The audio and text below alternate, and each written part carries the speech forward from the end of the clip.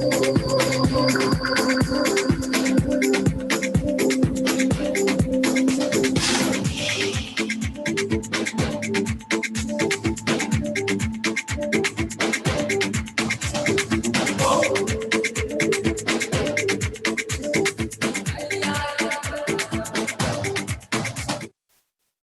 morning, Sanbonani, Dumelang, Dimachironi Awudi, and welcome to the fourth I Am an Entrepreneur Digital Summit in association with FNB. My name is Vurisani Ravere, and I am head of projects at I'm an Entrepreneur. It gives me great pleasure to welcome you this morning on behalf of the entire team. Today's summit is themed, what about buying a business? Yes, sometimes you don't always have to build it all from scratch. You are sometimes in the fortunate position of being able to buy something that somebody else has built up and you can take it to a higher level. Before I hand over to Andile to get the summit underway, a little bit of housekeeping. If you are joining us via our Zoom platform, please be sure to partake in today's polls. They will pop up on your screen. Just give us an answer and the poll will pop back down. And if you have any questions that you would like to put forward to our guests, the Q&A box right here in the middle here of the screen, do you see it? Yes, that will remain available to you throughout the entire summit. So please feel free to pop your questions in there and we will get to them. Then if you are joining us via our data-free streaming on our website, good morning and welcome to you. If you would like to send through any comments or questions, please use our WhatsApp number. That number is 078 350 0768. Let me double check.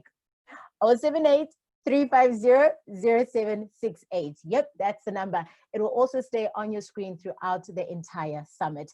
Hope you're good to go, ready to learn. Enjoy the summit.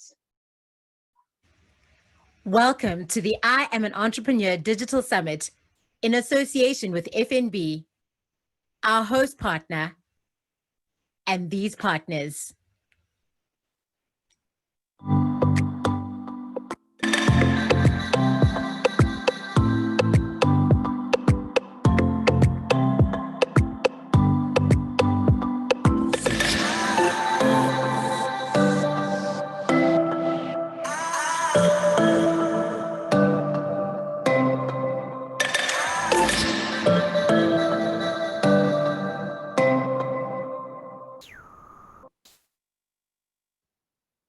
Good morning, ladies and gentlemen. Welcome to it. I hope you've woken up in good spirits on this Saturday morning. My name is Andile Khumalo. I'll be your host for the next 2 hours or so on this I'm an Entrepreneur Digital Summit, where we are focusing on buying a business. Now, this is a topic that I think is timely. I'm very excited to be talking about it because very often we think of entrepreneurship or running your own business as something you must have started from the very beginning. Well, you'll be glad to know that in many parts of the world, including our own, many entrepreneurs have bought businesses that they've then operated and grown, and one day are even able to sell it and unsell it to someone else. And that is what we're going to be focused on today. What about buying a business? I also feel strongly about it because we are in tough economic times. Now, tough economic times are obviously horrible, but they can also create an environment where some really good businesses come up for sale,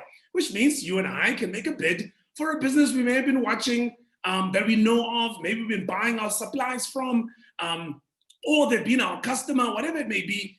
This may be the time that some of the shareholders, if not all the shareholders, may be looking to sell.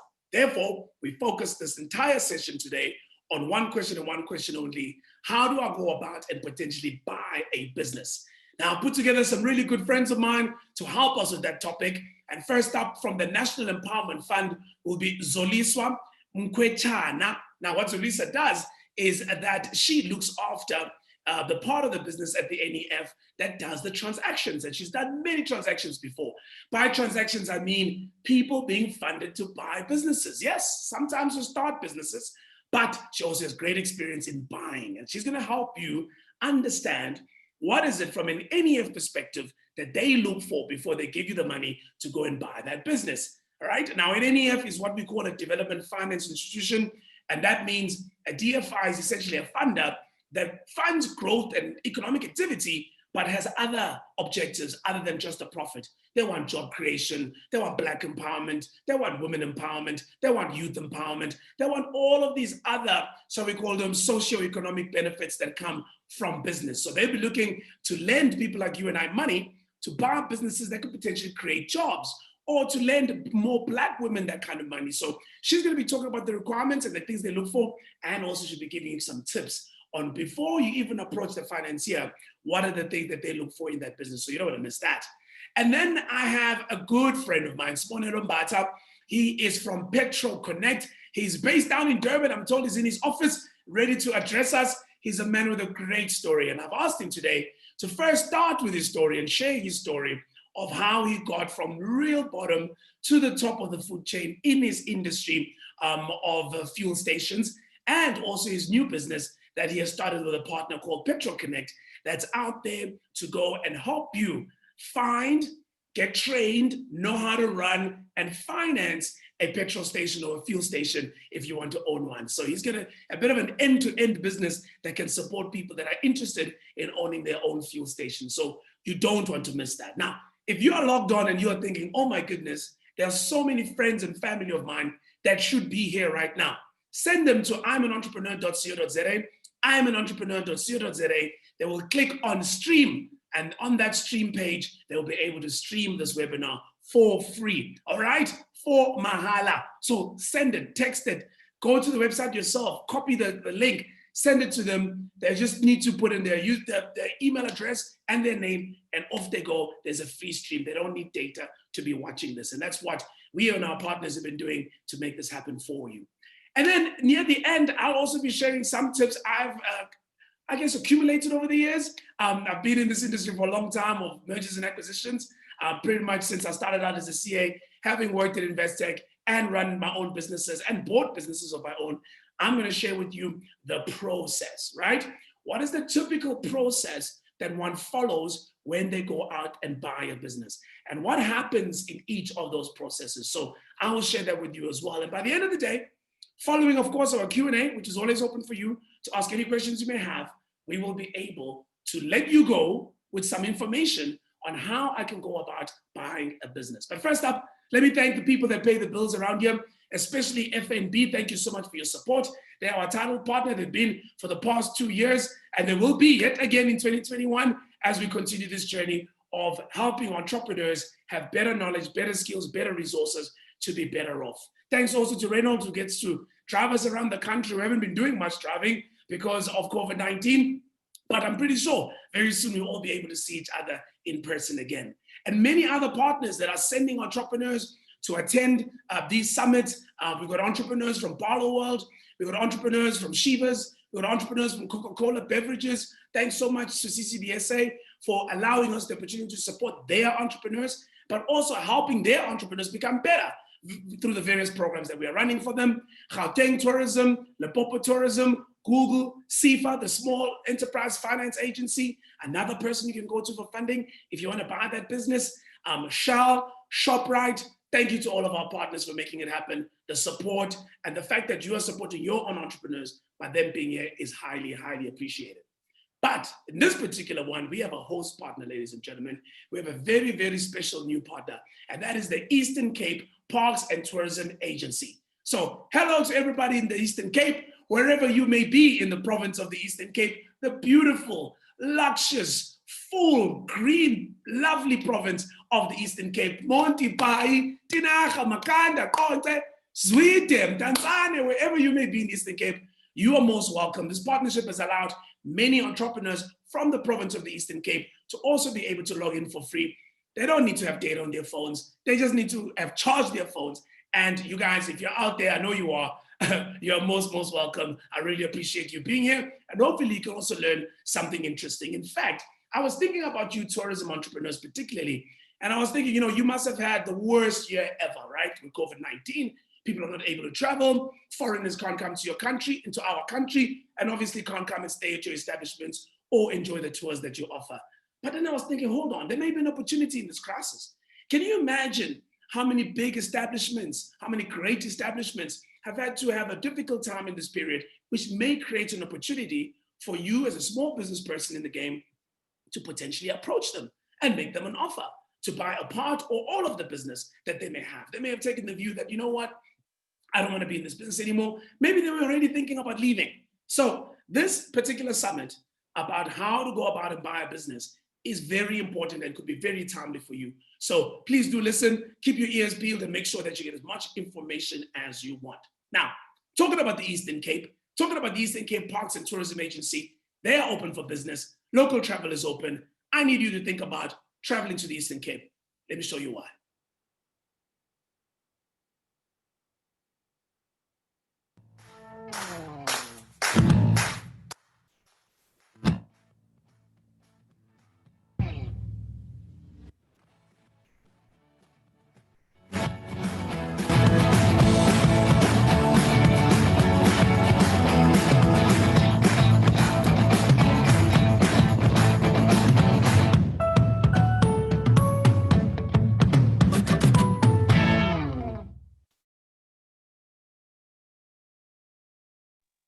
Well, there you go. There's a good enough reason for you to be able to go and visit the Eastern Cape. There's lots going on.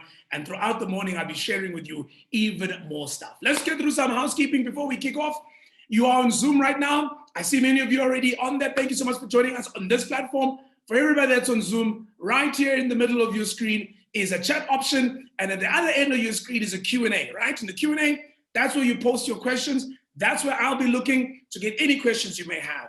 You can send those questions at any time. You can start right now if you want. If I'm already getting you thinking about things that you wish you knew, ask the question, right? If it gets covered, that's okay. But if it doesn't get covered, I'll make sure we answer it later on when Sponelo, Zuliso, and I are available to you for a Q&A. If you want to chat, share out, and tell us where you're at. In fact, let's try it right now.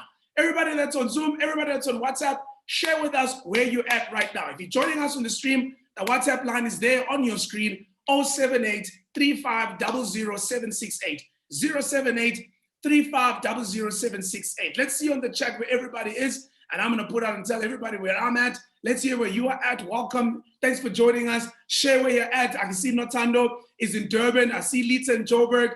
Lucille is from Florida Park. More from Joburg. Cape Town. Katuchelo Babela. You're welcome, sir. For all the way from Cape Town, Westville. Whoa. That's my home place then in case. And then Kayiso Mahlaba, welcome. Fort Beaufort was the Eastern Cape. There we go. Those are the Eastern Cape people we're hoping to join us today. Thank you so much, everybody, for joining us this morning. That's how you use the chat. If you want to share a thought, you want to share a link, you're like, oh my goodness, that was really cool. In fact, guys, you should check out this book or you should check out this video. That's what the chat is for. So feel free to go about and share. From the Free State, I see Praki. How are you, Praki? From Putadichawa. You're most welcome, my brother. Thank you for joining us as well. Right, on Twitter, we have a competition for you. Book giveaway, once again, is a book called Searching Through Dustbins, an authentic account of the birth of a business, written by yet another good friend of mine, Abed Tao. Beautiful book of a journey of somebody that builds something from nothing. We had a whole profession, thought he's going to be this chartered accountant. Yes, he's a chartered accountant, but he now runs many, many businesses, including technology businesses as well. And he writes his accounts in this book, which you will enjoy reading on a Saturday afternoon over a glass of wine or a beer in the shade. We're now in spring. This is time to enjoy those moments.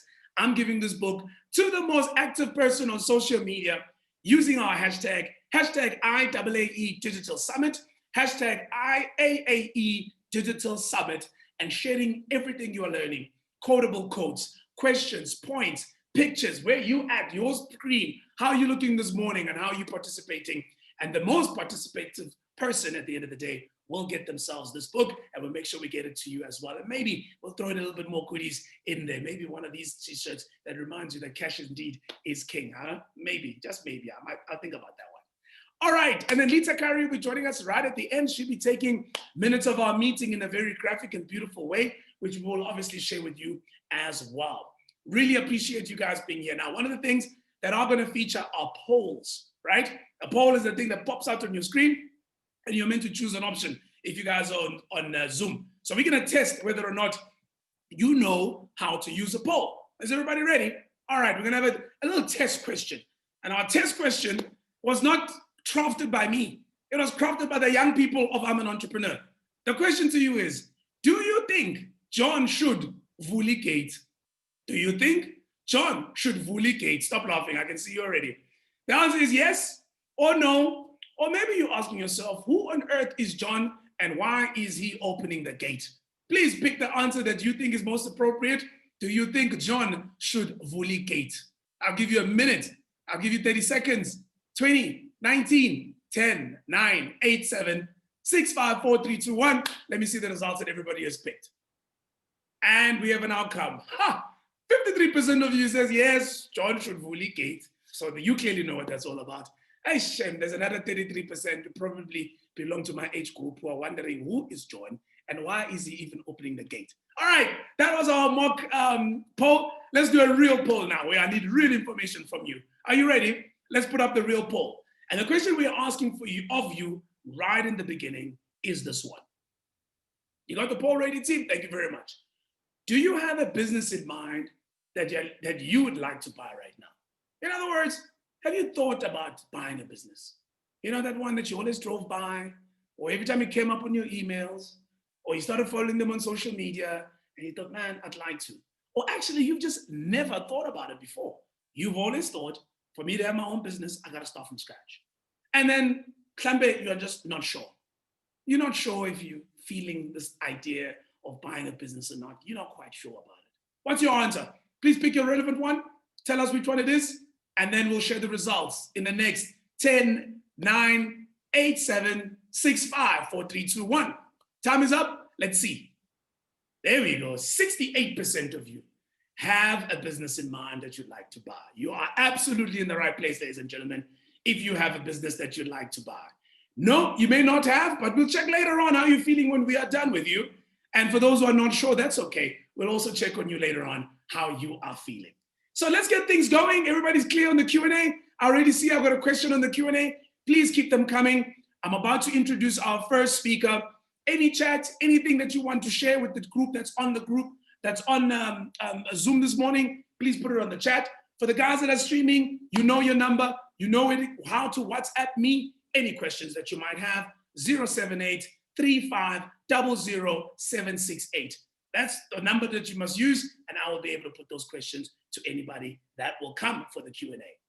Right, from the National Empowerment Fund, she is the investment associate over there. Her name is Zoliswa Mkwechana, and she will be talking about what the NEF looks for in making the decision to fund someone in buying a business, the general list of the requirements, and the fundamental things that DFIs look for when deciding on that kind of situations. She'll also give you and I some tips on the do's and don'ts when you go to them to go and ask for the funding for you to buy the business. Over to you, Zoli.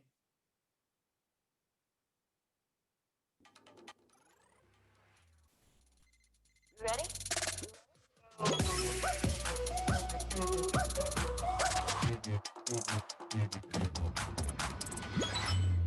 Make it happen in the Renault Kwid. Renault, the most fuel-efficient brand in SA.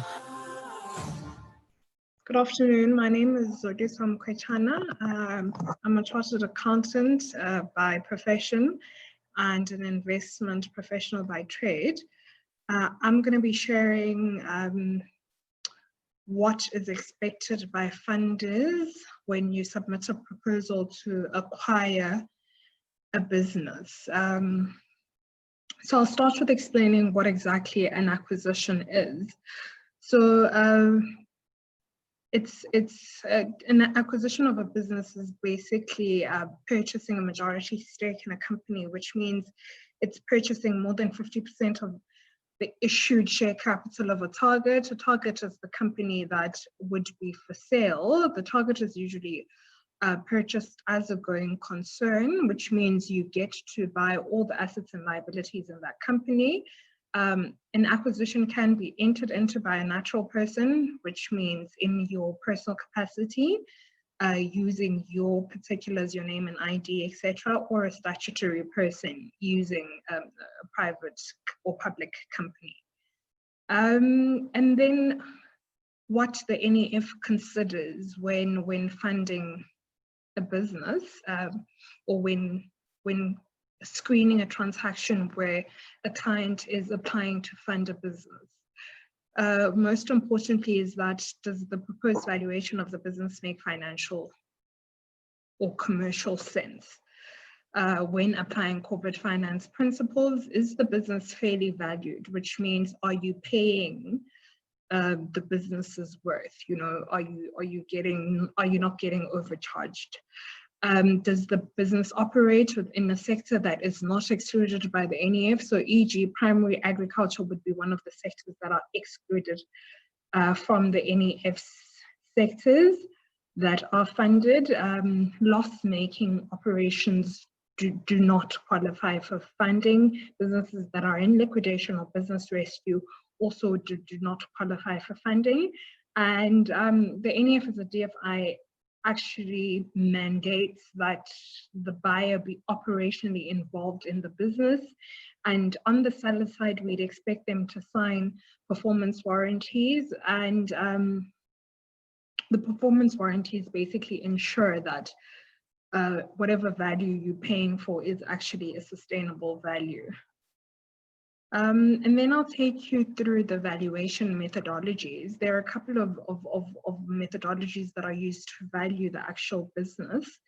The NAV, which is the net asset value approach, is the most simple. That's just looking at the worth of the company, so the equity that's in the company, and that's usually earned through the profits that have remained in the business and haven't been declared as dividends throughout the lifespan of the business. And then there's the DCF, which is the discounted future cash flows of the business. So this methodology looks at the future cash flows. So it projects what the business would make for the future, and then it uses something called a discounting weighted average cost of capital. So what that means is that how much it costs to run the business. So shareholder return and the cost of debt, and then it just uses that to bring that to what you would expect the value of that business to be today. That's the discounted future cash flows method. And then there's multiples. These include price earnings and enterprise value multiples. There are various multiples that you can use to value a business. The NEF prefers the PE multiple, which is using your average earnings from prior years. The reason we prefer this method is that it actually looks at actual obtained profits, and unlike projections where because we don't have a crystal ball to see into the future. So yes, you can make an informed projection, but it's not always going to be attainable. And the weak point of the DCF is that it also assumes a constant growth rate at a certain point to actually get to a terminal value, which is not always the case. A company will not grow at a constant rate into perpetuity, and unfortunately, due to limitations, that's one of the limitations that the DCF has, even though this is used in conjunction with the PE multiple. On a screening basis, we use the PE multiple. This also speaks to just valuations, factors that a buyer should consider, when valuing a business that they would buy. You should always use more than one methodology. This is so that you can have a comparison and you can make sure that they don't materially differ, right? Always use more than one. And then ensure that whatever projections are being made are substantiated projections. So if the seller's, e.g., saying all of a sudden there's going to be a double-digit, revenue growth percentage-wise, has this always been the case? What informs this? Does it talk to the economy? So, e.g., right now we all know that the economy is quite depressed. So, if somebody is selling a business and they're saying to you they are going to get unprecedented revenues unless they are doing something that is, out of the ordinary, the likelihood of that materializing is very low. So make sure that whatever projections are substantiated. And then obtain the normalized past financial information. So what that means is that whatever profits were there, make sure that you take out things that aren't necessarily in the ordinary course of trade. So e.g., if the business sold an asset and made a profit from that, and they're not in the business of buying and selling assets, those type of profits should be excluded. If the business had to write down assets, those type of losses should also be excluded. And then the slide just speaks to important considerations. So factors that should be considered by a potential buyer. Why, as the buyer, why do you want to acquire the business? And the fact that the business is for sale shouldn't be a reason for you wanting to acquire the business. What value will you as a buyer derive from the business? You should make sure that you understand why the business is being sold by the current owners of the business. What are the industry prospects of the particular industry that the business operates in? Does the proposed valuation of the business make commercial sense? That speaks to the valuation as well. Who are the customers of the business? Are these transferable customers? Because you'd find that with some businesses, it's actually relationships, right? And if the business is owner managed and owner run, and those relationships are with that owner, when there's new ownership, you'd find that those customers don't stay on. So make sure that the customers are transferable to you should you want to acquire the business. Also, who are the suppliers? And on what terms do they supply the current business, and should these terms be more stringent because of a sale? Are you going to be able to manage the cash flows of this business? Is the management willing to stay on, or are they married to kind of the ownership of the business, you know? Because you also don't want to get into a situation where you buy a business and literally everybody is. This is important considerations. So does the business have IP? If so, is this IP transferable, and is this IP part of the sale? The applicable licenses that the business operates in, are these valid? If they expire, how do you go about renewing them, and are they transferable to the new owners? Understand the working capital cycle of the business. This is very important because this speaks to the cash flows of the business, and this will also speak to how much you need in addition to the acquisition value of the business, right? The selling price of the business. How has the business funded these operations in the past? Do they have a bank overdraft? Were they funding it from internally generated cash flows? And then what is the debt equity ratio of the current business? Does this need to be maintained? So this would also speak to how you then finance the acquisition price of the business. What is the condition of the assets that are being held in the business? You know, what is their remaining life and what's their replacement value? So are you going to buy the business and then 3 years down the line, you're going to need to replace the machinery, and has this been factored in with the selling price of the business? Does the business fall within the mandate of the DFI approach? So you also need to do your research and understand before you approach a funder, what is it that they fund and what is not funded. So you must always make sure that the seller has room for negotiations, because as much as you have done an evaluation and they've conducted a valuation, the funder will still do an independent valuation. So never overpay for a business, because I mean, you're trying to get value, right? So never overpay for it. And also, do you have the required skill sets to take over the operations from the current seller? And if not, are these skills transferable, like the skills that the seller has been using to run the business? Is it, if the business is highly dependent on relationships, are these relationships transferable Do you require the current owners to stay for a proposed time, and are they willing to do that? So in some cases, you'd find that they're teething problems initially. So you'd find that you'd need to have the seller stay on to transfer certain skills and knowledge to the buyer. So are they willing to do that, or are you buying a business, e.g. from someone that's looking to immigrate immediately?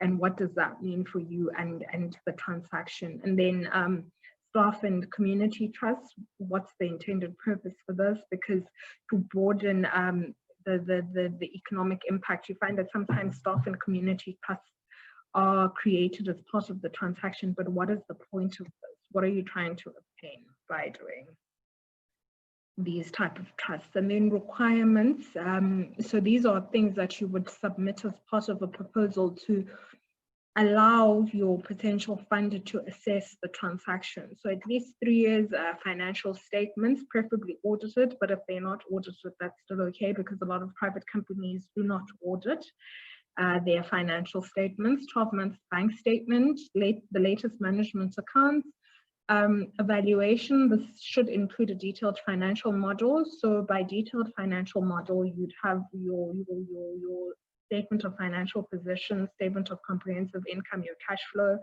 and for a period of at least 5 years, business plan.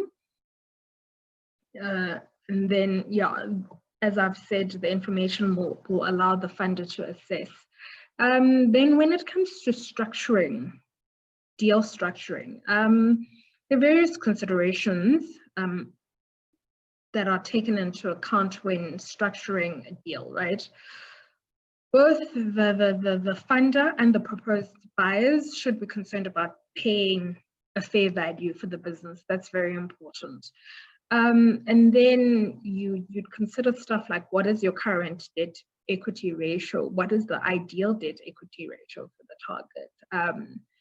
Are the financial ratios sustainable? So your margins, your GP margins, your EBITDA margins, are these margins that are sustainable? Is the seller willing to sign performance warranties? So by performance warranties, the seller would say, e.g. that the business currently makes a GP margin of X and EBITDA margins of X, they're willing to sign and say that these are sustainable. So they would be paid over a period of time, minimum, let's say, 2 financial periods, provided the business actually meets those financial ratios. So I've just tried to use fictitious numbers and a fictitious company here to give a practical example of structuring a transaction. So company ABC is being sold for 10 million, 100% of companies being sold, Mr. XYZ, which is purchasing the shares of the business. The business also requires a working capital facility of 2 million. So let's assume that was currently with the bank, and the bank doesn't want to transfer that working capital facility. They want it settled. Then Mr. XYZ says they have 2 million unencumbered equity to contribute towards the purchase price of the business. So what that means is that they would need to then raise 8 million for the residual funding of the purchase price, and they would also need to raise an additional 2 million to fund the working capital. So let's say hypothetically that the structure is that on day one, the seller would receive 70% of the purchase price, 2 million being paid by the seller, Mr. XYZ. This would be referred to as the equity. Then 5 million from a DFI, which would be debt or a senior loan, right?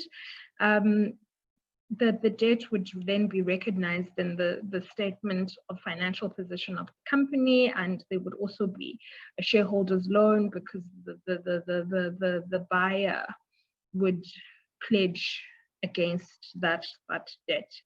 Then the seller signs performance warranties. They say that the company can achieve revenue growth of 7% as indicated in their financial model. The company will maintain GP margins of 30% and EBITDA margins of 13%. So the residual 30% will be paid post the approval of audited financial statements. So 15% of the purchase price will be paid in year one and the following 15% in year two. So let's say in year one, the financials are approved and now the seller wants their 15%. Let's say hypothetically, from this 15%, each measure, financial measure, it relates to 5% respectively, which makes that 15%. So in this case, let's say the revenue, they actually don't manage to meet the 7%. They only meet 6% of revenue growth. So then you take the 10 million multiplied by 5% because 5% relates to the revenue growth of the purchase price. So 10 million being the purchase price, 5% is what you would pay if they had met the revenue target. But in this case, you'd apportion that 5% by saying 6% divided by 7%. Then that's the portion that relates to revenue that they would get. You'd follow the same for GP margins and EBITDA margins. And then critical requirements in a business plan. So when you are drawing up a business plan, these are the things that you should include as the potential buyer of this business. A detailed financial performance of the target. So, you know, in the past, where's the revenue coming from? What's the working capital cycle like? You know, how are they making profits? How are they funding their operations? So a very in-depth analysis of the financial performance of the business, maybe for the past 3 or so years, a financial model with substantiated numbers, and then the valuation of the business. And you'd then speak to whatever assumptions are made in that valuation of the business. And then you'd need to speak to the potential funder, explaining what exactly does this business do, details of the operating cycle of the business. So e.g., if the business is in manufacturing, you'd have to speak to that operating cycle. If they are producing cell phones, exactly how do they do this? The targets, customers, suppliers, its competitors, and you'd also need to then speak to proposed value add by the buyer. What are you bringing to the table? Why are you the jockey that should be backed by a funder? You'd need to speak to the reasons that the entity is being sold. You'd have to do a SWOT analysis. You'd have to also then do an industry evaluation, you know, speak to the prospects, growth, challenges, etc. of that particular industry. You'd speak to corporate governance if there is any. If there is none, you'd also speak to why that is. Maybe it's a family-owned business. The business is very small. They don't really have a board and all of those things. So hence there's kind of lack of what you'd expect, basic corporate governance principles. You'd speak to the structure of the company, key roles in the operation. So who are the key people? What exactly do they do? Are they staying on? How long have they been there? Think about incentivizing some of the key people that maybe you want to stay on in the business. And then you'd also have to speak to the strategy post-acquisition. So when you buy the business, what exactly are your plans short, medium, and long term? So it's very important by the time you approach a funder that you've done your own due diligence as the proposed buyer of the business. And as part of your due diligence, don't only engage the seller, but make sure that you engage the customers, engage the suppliers, engage the management, and whatever other stakeholders are relevant in the operations of the business. You know, this is going to make sure that you have an in-depth understanding of what you're considering to buy and whether it is what it is worth it, you know, if it's worth the paper price. And then you should also have an understanding of the industry. And you must have a clear strategy that you are going to implement post-acquisition. What exactly are you going to do should your quest to get funds be successful? What are you going to do when you walk into that business? And then drafting a proposal. So from draft the proposal, you'll obviously need input from the owners and management of the target, you'd need the skills of an accountant or someone who knows how to build financial models. The proposed seller should also conduct research, industry research. You can use researchers, but most of the time you find that you can even do that yourself. There are consultants that are available that help people drafting business plan proposals, and even build financial models from them. You can enlist their services if you feel you don't have the required skills requisite to draft the proposal yourself. And then in conclusion, just to wrap up, as a potential buyer, it's imperative that you conduct your own due diligence before you even place an offer or sign an offer. Make sure that you understand exactly how this business operates and what it is that you are trying to buy. Understand what your value add is. What are you going to be bringing to these operations?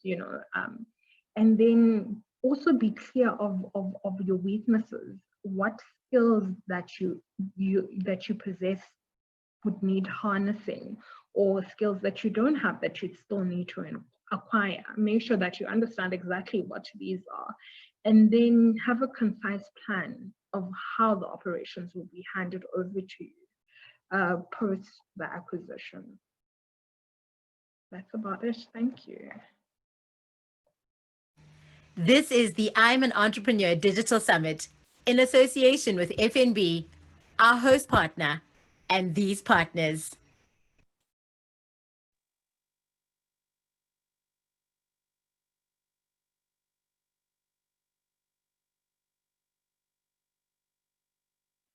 Welcome back. Yes, that was a presentation from Zoliswa from the NEF on all of the things you should keep in mind even before going over to them and talking to them.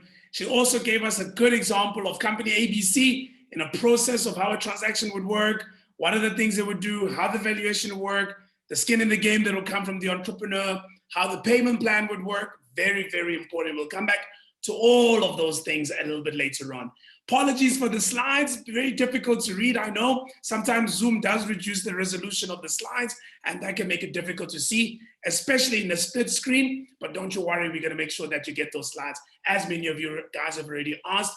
If you are on WhatsApp and you'd like us to email those slides, just drop us your email address on the WhatsApp line, just to make sure we have it. We'll probably have it from your registration, but just to be sure, please do the same so that the team can send it to you on Monday. Keep sending me your questions and answers as well. I see that I've got a lot of questions coming up. I've got about 5 that I'll be putting to our guests a bit later on. Please keep them coming as well. Great takeouts from Zoli there in the presentation. The valuation method that you must apply, the customers of the business, make sure they are what she called transferable, which means you can move the customer to you as the new owner, as opposed to the customer being the customer of the business only because of the relationship with the current owner of the business. And then he sells you the business, and then off he goes, and then off goes the clients. And then you've just bought a dud and now put yourself in debt. So you got to make sure you can get those clients.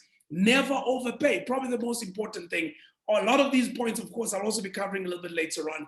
I've got a question for her that I'll be posing to her, which is, does the NEF fund me if I don't have any equity? In the example of company ABC, you'd have noticed that the entrepreneurs had their own equity. They were able to come and put money on the table. What happens if I don't have money on the table? Well, but I still negotiate a good price and the business is good. Does that mean I'm out the game, or can the NEF still help me? I think that's a very important point. And then, of course, the need for you to make sure you understand what you are buying before even making an offer, which is slightly different than a due diligence, which tends to be a more in-depth process, which you tend to get to after you've decided that we are doing this business or we are doing this acquisition, and the people that are potentially selling to you have also agreed to sell it to you. But we're gonna come back to all of those. I know it sounds like information overload, but if there's anything you don't understand so far, just ask the question and we'll make sure we explain it to you at the end of the session. Next up, though, is my good friend Smonelo Mbata. He's coming to us live from his office. He's a director and co-founder of Petrol Connect. I've already told you, a man who's got a great story. I don't want to steal his thunder. He'll share it himself, of how he's taken the journey all the way from the bottom of the bottom to the top of the top. And also, he's going to spend some time talking to you through the Petrol Connect journey and how Petrol Connect can assist you if you're interested in the petrochemicals industry. So after this short break, it's over to you, Mr. Mbata.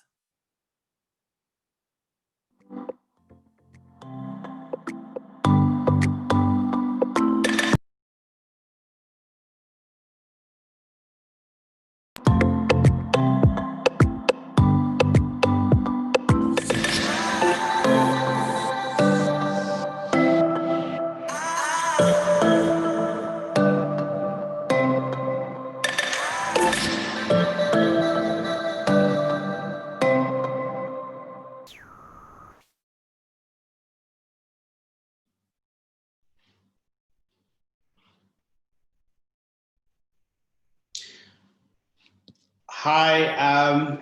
Hey, Mr. Bata. Hey, how are you doing, man? Are you good? I'm well, man. I'd like to see you, though. I can hear you, but I can't see you. There you go. Let me see. I think it's still thinking about it. It's a bit dark right now. I can't see a face. I think the computer might still be thinking about whether they want to show us your face. Sure. But I can certainly hear you. Let me just do this again and see. Oh no, it seems like we can't get you to show us your face. I don't quite know why. Maybe what we should do is, ask you to get out and get back in, and then if you don't mind, and then see if that works well. Yeah. So I'm trying to stop the video now, and then I'm gonna try and get it back on. Maybe I'm the only one who can't see you. That's possible. But I certainly, Vivek, I should ask everybody. Are you guys able to see Spanel? Because I can just see a black screen. That's all I can see. Yes, I think I'm not the only one. The guys also saying no. I can't see myself either. So yeah. So I'll tell you what, why don't you log out and log back in, and then in the meantime, I'll start answering some of the questions, and then when I see your face, I'll know you're ready, if that's okay with you. So guys, we're gonna have Spanel to come back in a few moments' time. I think his video is just giving him a bit of a trouble. It's not a big problem. But let's start answering some of the questions. I have a question that I saw actually on the chat. So somebody was a little naughty and they put their question on the chat. And the question that they asked, let me see if I can get to it. There you go. It comes from Roscoe Adams. Roscoe was asking the questions, would the NEF or any other funder help with the due diligence, or should you find your own accountants and lawyers? That's a very important question. I see Sponelo's back, but let me finish with this one. That's an important question, Roscoe, because it's important for you. It's almost like the business plan requirement of funders. Many entrepreneurs think the business plan is for the funder. The due diligence is not for the funder. Just like the business plan that you make when you're starting a business or buying a business for that matter, isn't for the funder. The due diligence is for you. So my advice, and I'll touch on it a little bit later on, is you need to do a basic due diligence, just basic things. Make sure you understand the business, you know the players, they've got the skills, good management, good clients, contracts, you can keep the relationships, blah, blah, blah. Just get a fair sense that, this is something that excites me that I want to do. But when you do the formal due diligence, my advice is just bring someone to do the due diligence for you. Bring a professional, because there's a couple of due diligences that you do. There's a legal due diligence where you're looking for people suing you, legal disputes, things the company might hide, contracts of employees, contracts with suppliers, contracts with customers. Those things you and I may not be qualified to do. Then there's a financial due diligence, tax issues. Are they compliant? Do they have huge tax bills that are undeclared in the financials? How do you make sure they have a clean bill of health? They have facilities, they are loans, they are cash flows, they are undeclared liabilities. They could have big liabilities that are not in the balance sheet. You buy the business, 3 months later, you find out that there's a big hole that no one told you about. So that's just financial and legal. There's human resources. Are the people capable? Are people got the experience to run the business? Do they have the qualifications? Do they have some of the certifications? Because some businesses are technical, right? You can't have human beings handle certain things, like an engineering business, for example, other than a real qualified engineer. Things like that, we are not at a basic level able to have. So my advice is absolutely you can do your own basic one to make yourself comfortable and excited about buying the business. But when it comes down to doing a due diligence, yes, you have to incur a cost and get somebody to do it for you. It's often not very expensive, especially in relation to probably the price you're going to pay for the business. So it is something that I would advise you to do on your own. I hope I've answered that. Marta, you back? Ita. There he is in person. Isn't that cold in Durban? Why are you all dressed up? Because I had to come to your platform with my suit. I had to buy a new suit just for you, man. No, I honestly did. You are so dressed up, my friend. I'm so chuffed. I had to, eh? Love it. But brother, let me hand over to you. Ladies and gentlemen, good friend of mine. I was actually looking at how long I've known you. I was double checking in preparation of today. And I know you for exactly 5 years. It was 5 years ago that I met this man and we did a lovely trip to the northern parts of KZN. We were doing very similar work that we're doing today virtually. And where he shared his story, it really touched my heart. and we've been mates ever since. And I thought, since we were talking about buying a business, his current business helps people do exactly that in a very specific industry. But before he tells you about his current business, which is important, I wanted him to take you to his confidence and tell you his story, because it's an amazing story. Over to you, Mbata. Thank you, Baba. I really appreciate it, and thanks for having me on your show. My name is Usbonelo Mbata, as have been introduced already. I come from a place called Ngabeni Gwashali, down in the south coast, in the border of Eastern Cape and KZN.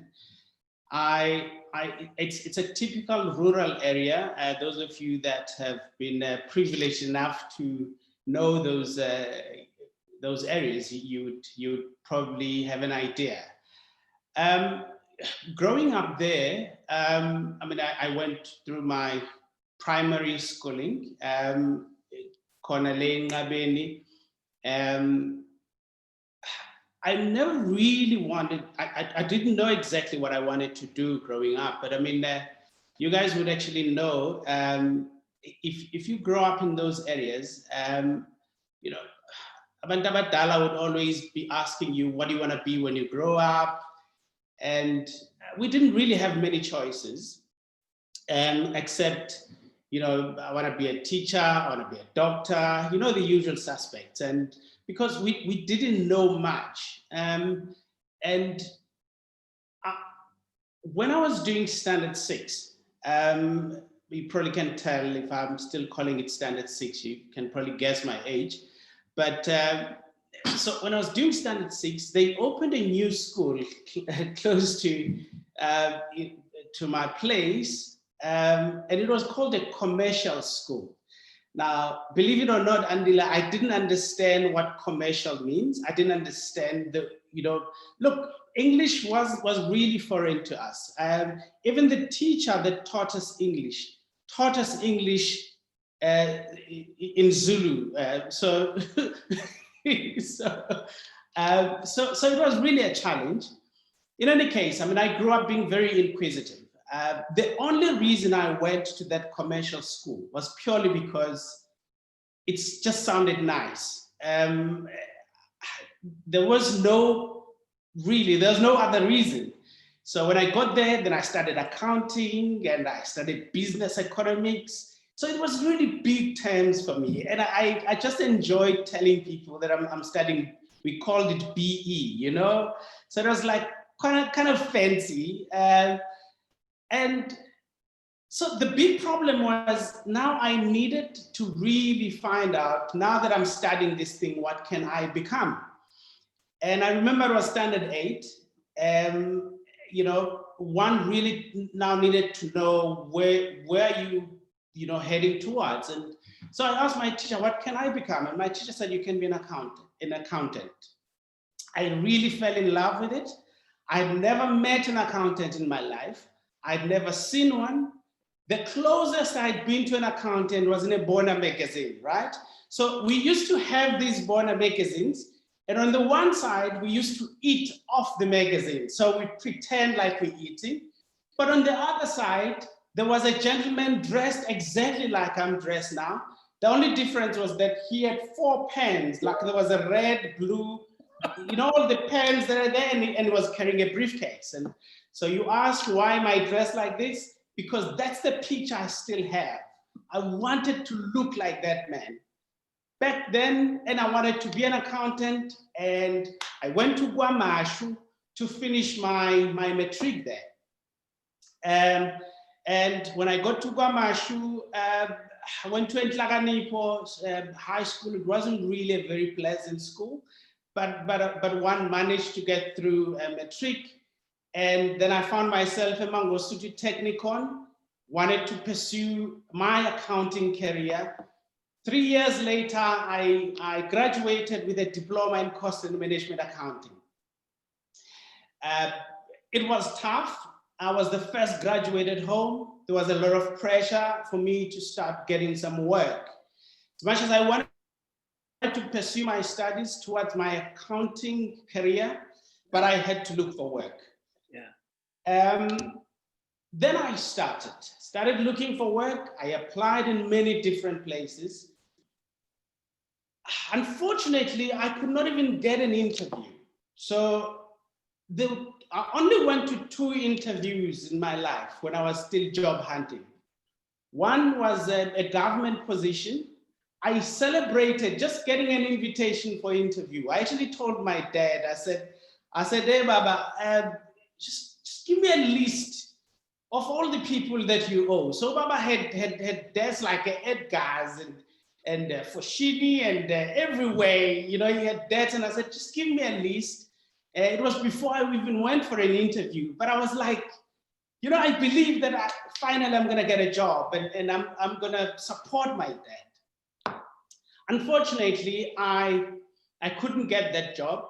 I don't know many things now, but I do know that when, you know, they told me that there were issues internally when I was meant to be employed, and I was crushed. Yeah, I was really crushed because I was so desperate for that job. The last interview I went to was actually in accounting field. It was an accounting firm. Look, I'm a believer, right? So I'm a Christian and I pray. And so I actually said, oh, now I know, Lord, why you closed that door, because you wanted me to, yeah, you know, so I believe, no, God wanted me to pursue my accounting career. And I went to that interview. There were 4 white gentlemen. During the interview, everything went okay. Then at the end of the interview, I can't remember their names, but I called them Peter, Mark, John. So at the end of the interview, so Peter looks at John and says, yeah, John, I think the young man is okay. What do you think? And then John says, yeah, we can give him a chance. Yeah, what do you think? And then Mark says, yeah, look, Mark, please just go take the gentleman to parking lot number G4 and show him his car. Little did they know that I didn't even have a driver's license. And that's how I lost my opportunity to pursue my accounting career. I was totally crushed again. In the absence of everything else, then I went to work at a service station. And there was literally because I didn't want to be seen at home during the day. You would recall back in the days, as much as unemployment was high, but it wasn't as high as it is now. Yeah. And so when you were a graduate, there was an expectation that you would be doing something. You know, you know, when you're a graduate, there's a lot of pressure from the community, from everybody else. You know, waking up in the morning and coming back in the afternoon with double plastic and all that, you know? Yeah. No, you are working. So I then wanted not to be seen at home. That is really the only reason why I found myself going to work at a service station. But what is that like doing something so menial? I mean, Utelu petrol, this is the last thing on your mind after 3 years of tech, to say, you know what, I'm just gonna start here. I'm just gonna do it. I'll tell you what, funny enough, you know what? My incentive for me was to be away from home, because the pressure of being seen at home, and not so much from the community, but more from the guys that we were going to school with, and then they never finished. Because the issue now is like, Ntwana, you know, you know, so I didn't want them to see me with them. That was really the only reason. So I went there and I worked. Look, I didn't spend a lot of time being a petrol attendant. I was smart enough. So they thought I can actually go inside and work in the shop. And I was a merchandiser. Then I was a cashier. And when I was there, then I started working in the office. Now I'm doing admin. Remember, I'm trained in numbers, you know? Now I'm reconciling the shifts, the cashiers, the banking, and my eyes are lighting up now. I'm saying, yeah, okay, I can add things together here. And so eventually, when the owner was going on holiday, he would then leave me in charge, yeah? Because I now understood how the business works, and so it was, so I was beginning to be trusted. And that's really how I got into the industry. Wow. Then I moved now as a manager, moving from one service station to another, and so forth. And then I started understanding this business. Let me tell you, I have never been privy enough to work for any corporate. You would ask me, why am I not presenting slides? Because I've never in my whole life had to present slides. I had to tell your team, when I said they put slides together, I said, come on, man, just tell me to speak. Don't tell me to be putting slides. I don't work with slides. So you're working for this guy, you're now managing a couple of sites. You're obviously seeing how the business is run. You've been in the ground, on the ground. You've now seen the numbers, you've moved up the ranks. You're really understanding now how this business works. You are essentially now a manager. Yeah, so I'm now a manager, and I'm now earning 7,000 Rand a month. Now I was earning 800, but I'm now earning 7,000 Rand a month. It was a big increase for me, yeah? Now, then I moved from one service station to another. I really mastered the game, yeah? I really mastered the game. I knew this business, beginning to end.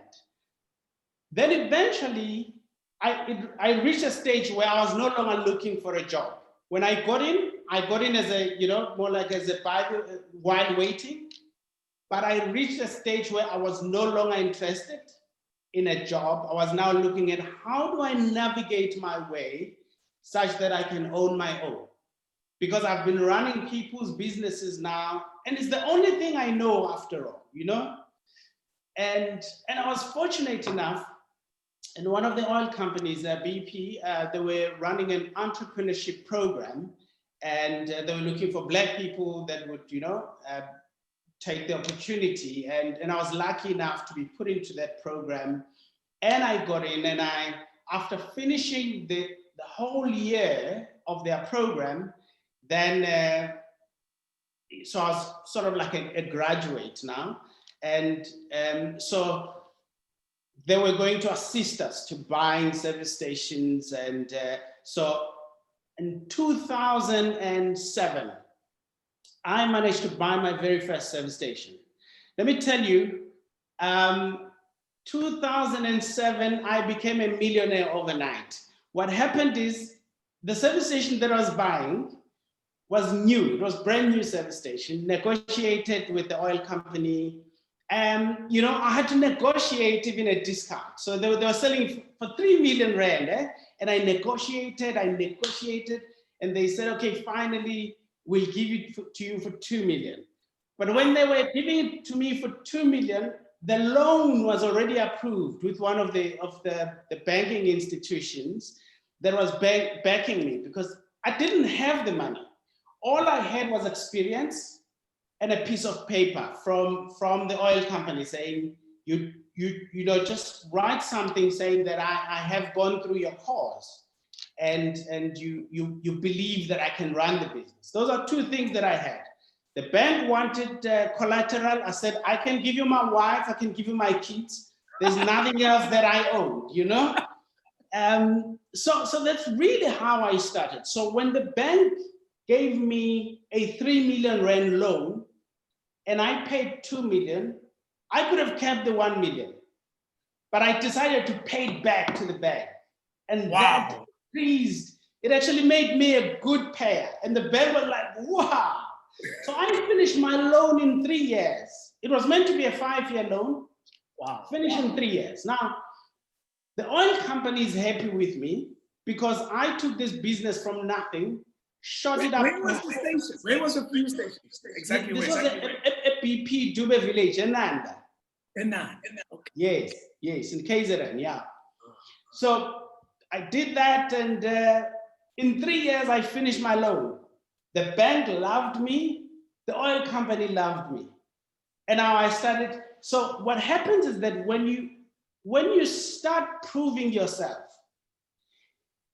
you have a lot of people in the sector that some are struggling, some are, you know, they get up to all sorts of things and eventually run into cash flow issues and all that. Yeah.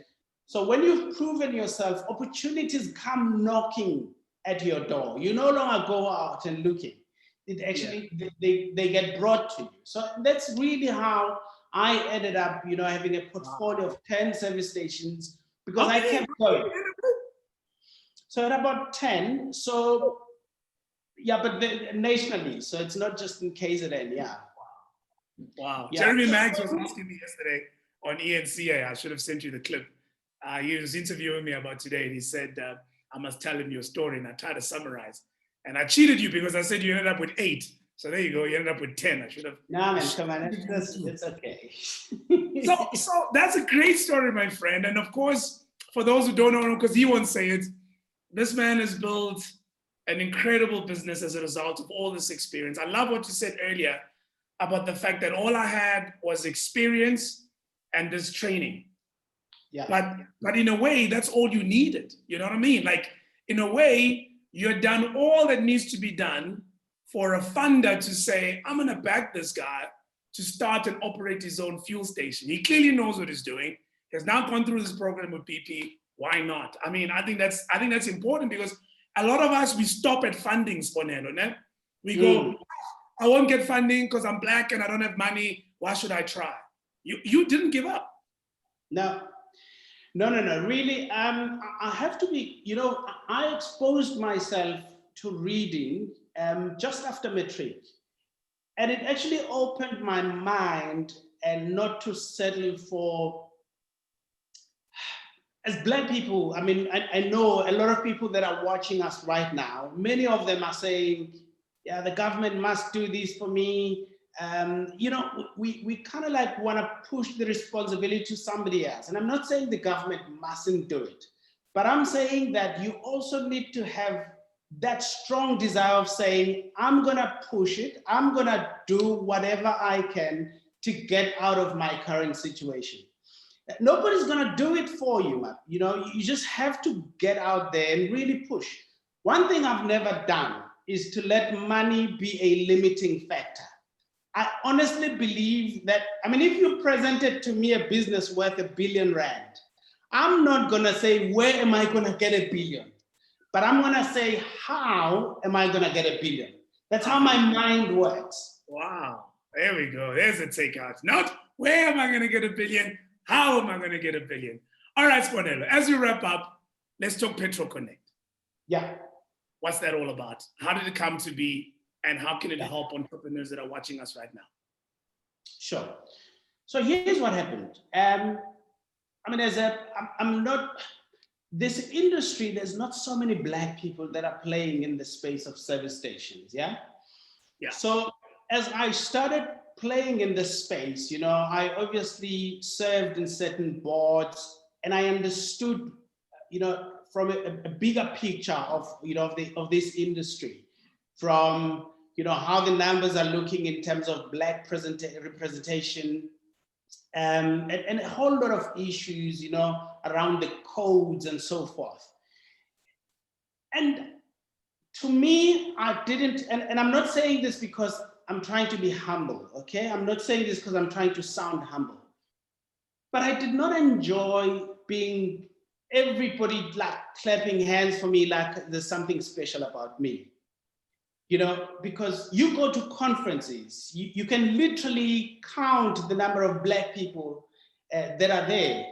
In the industry at large, you can literally count the number of black people. And for me, as much as I was like celebrated, but it didn't sit well.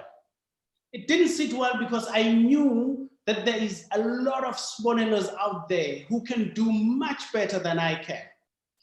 And so I then said, what am I going to do to open up the industry, not just for me, but for a larger black population? Because I know there's a lot of black talent out there, but they just don't know where to begin. So I then met with a friend of mine called Mark, and we started PetroConnect. And when we started, I said, Mark, let's just go out and give information about our industry. Yeah, because a lot of people don't know where to even begin. And we started by doing workshops, did workshops across the country, just giving information. From these workshops, people were now saying, yeah, but guys, you've now given us information. How do we move on from here? We love what you told us, but don't just tell us, you know, don't just motivate us. Tell us how, you know? Yeah. We want to learn how to fish. Exactly, you know? Then I realized that one of the biggest problems for Black people in particular is that, yes, they know about the industry, but they don't know the industry. So how do we bridge the gap? We then opened a PetroConnect Academy. And the academy was really a step further to say, okay, now that Andile, you are interested, let me actually take you to a live service station. Let me teach you the ins and outs before you buy. So we put you for 2 weeks. It's very intense, and we teach you cash flows, because those are basic things. You need to understand how to even put together, you know, the cash projections, just basic finance. You don't have to be an accountant, but just understand what a margin is, what profit is, how do you even put together the business plan for the service station. So that's what we do in the 2 weeks. Because I'm old, I didn't believe that people need to write exams when they finish. So the exam is, you need to present your business plan to me, and you need to present your financial projections. Let me see if you understand how the business works. And that's really your graduation. So we did this, and when we're done with this now, you've now gone through the 2 weeks, it's quite intense, and we try and align it to what the oil companies are looking for. Then we're now creating a pool of pre-vetted, pre-qualified, semi-skilled and semi-experienced people, and we put you in a pool. We then formed a strategic partnership with the oil companies. Remember, our industry is undergoing huge transformation at the moment. So the oil companies are now saying, PetroConnect, we're looking for Black people. Then we say, we've got the Black people that you're looking for. And these are not people that you just grab in the street. These are people that have undergone a process with us, and they have what it takes to own these service stations. In fact, I'm talking to you today because literally a year ago, one of the ladies, we were in Cape Town, she joined our program in Cape Town.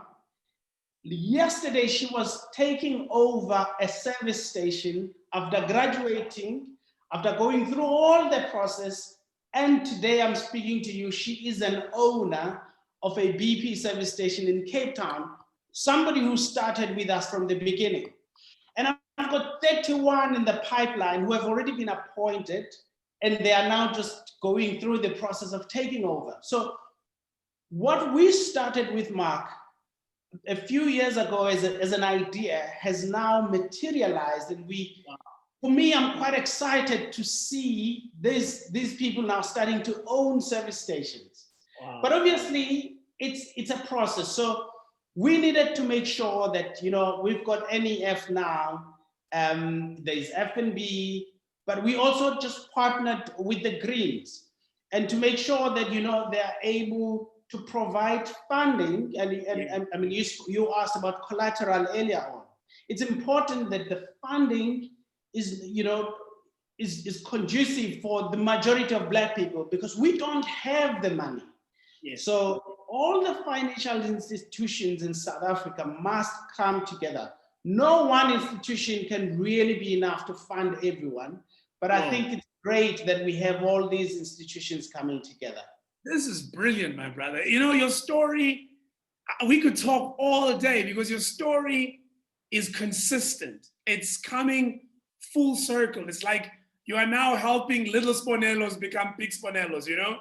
And I like you when you articulate the discomfort you feel when you are touted as the only one, when you're touted as the first Black. Nobody wants to be the only one. That's not fun, you know? What's fun is to have other people with you so that we all do well. That's fun. So I really honor you. I respect you, and I thank you for sharing all of this stuff. When the Q&A, before we wrap up in the Q&A, Sponelo, you must please give everybody the details of how, if they're interested, how they get hold of you. But for now, let's pause there.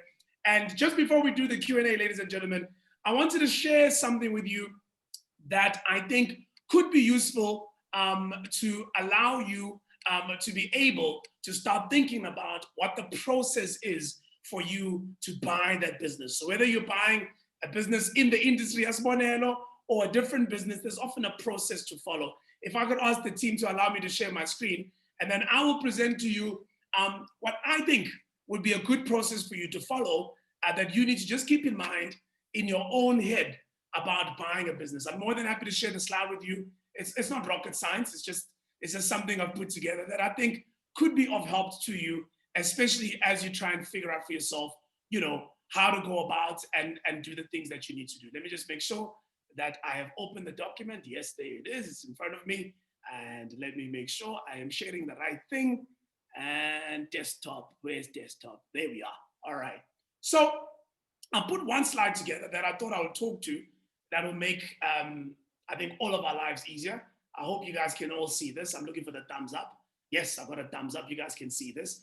And really what I want to do is just share with you very simple thought process of a process that I typically follow when I'm looking for a transaction. And a lot of this stuff, Uzoli has already covered.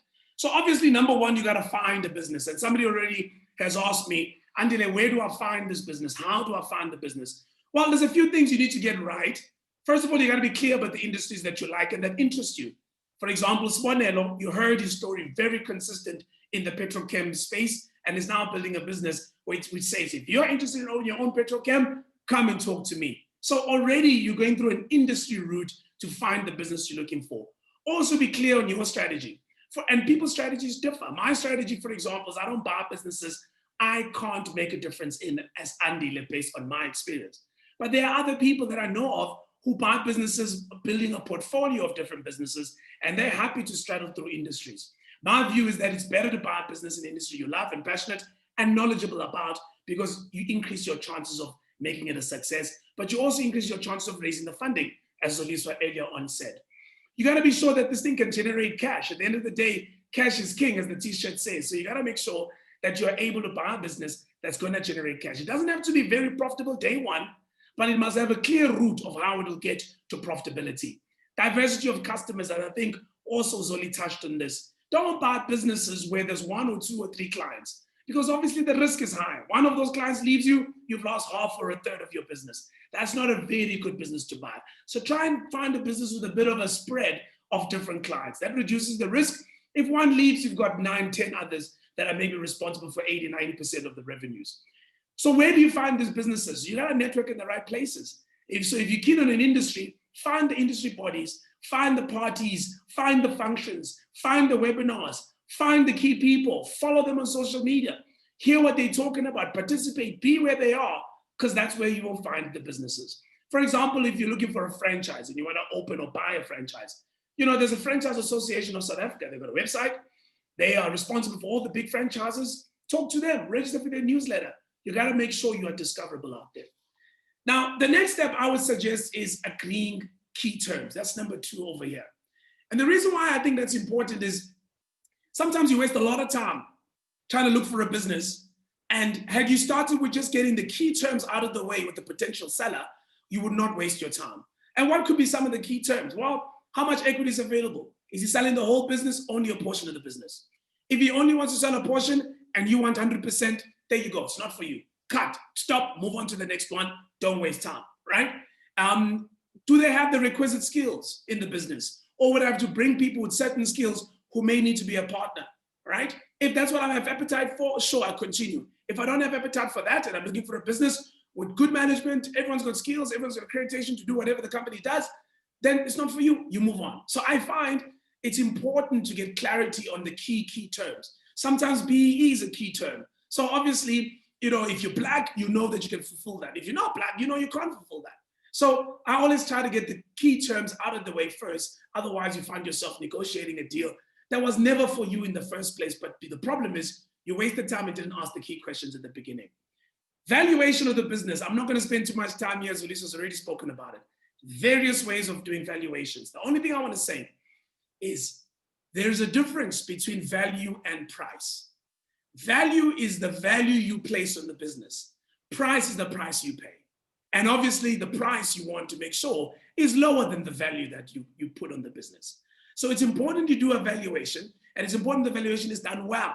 And this may be the first place where you bring in professionals to do it for you, because you may not know how to value a business. Rather just bring someone to do it properly. And that value is obviously your value. This is not something you're going to share with the seller, right? It's what you attach. So let's say I value the business at 100 Rand. The next step then is negotiating price. Now that I know I'm valuing at 100 Rand, I can now start making an offer because I know what it is valued to me. Now the price I pay is not the value I attach. I want the price to be lower than the value. So then in my negotiation of price, I consider the valuation. Of course, at this time when I'm negotiating price, I haven't done the due diligence. I know a few basic things because I had to agree key terms, right? So I know basic things. I got the financials, they audited, I'm able to do a valuation. I'm able to even get a ballpark, even if at this point it's only a range. What kind of price point we're looking at? Or a valuation methodology. What kind of multiple are we placing on EBITDA? What's the valuation of the assets? What kind of terms of payment would you like? Do you want all your money up front? Would you let me pay over time? Those are the important things you get at this stage. Because remember, you have not yet done a due diligence. The next step I prefer, before you start your due diligence, is sign a term sheet. Sign a piece of paper that says, we want to do a deal at X amount of percentage, at about this price, at about these terms. This is how we'll pay you, blah, blah, blah, blah. Key terms. The key terms you got in number 2, after agreeing price, put it on paper, 2 pages, 1 page, sign. So that you and I are together. And in there, in that term sheet, you also want to have something called exclusivity. That's important because you don't want the seller talking to 15,000 other people because they could scamper your deal after you've done all this work. So in that term sheet, you want to include some kind of an exclusivity clause, 90 days, 3 months or so is normally a fair period to say, give me 90 days or 3 months for me to be able to conclude this deal. After which then you can talk to someone else. But I can't be talking to you and you're talking to 5,000 other people. I can't have that. Otherwise, it's a waste of your time. And tomorrow you might wake up, you don't have your deal. Now, even before going to the due diligence, please talk to a financier at this stage, because now you've got a piece of paper of a potential deal. So call the bankers, call the NEF and say, guys, I'm doing this, I'm buying this business. This is the valuation I've done. This is the price we've kind of agreed with the seller. I haven't done a DD. I'm about to do a DD. Please consider it. Think about it. What would be important to you? And then your next step is the due diligence. Now, here is the second place where you may need professionals. Because again, like I said earlier, we all do not know how to do a financial DD, a legal DD, a human capital DD, many other elements of a due diligence. This is now where you do it properly. You even get a due diligence report from the person who's done the DD for you, because the financier is going to want to have that.